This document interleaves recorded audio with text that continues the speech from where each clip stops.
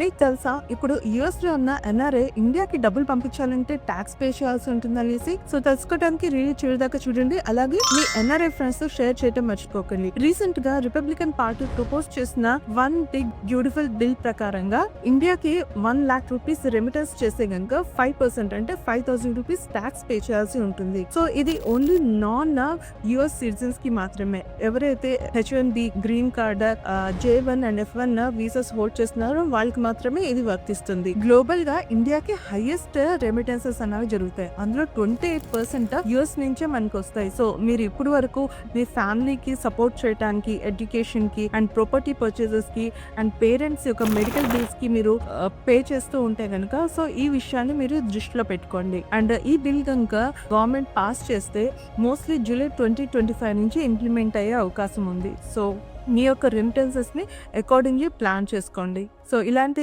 Updated information కోసం మా ఛానల్ని సబ్స్క్రైబ్ చేయండి.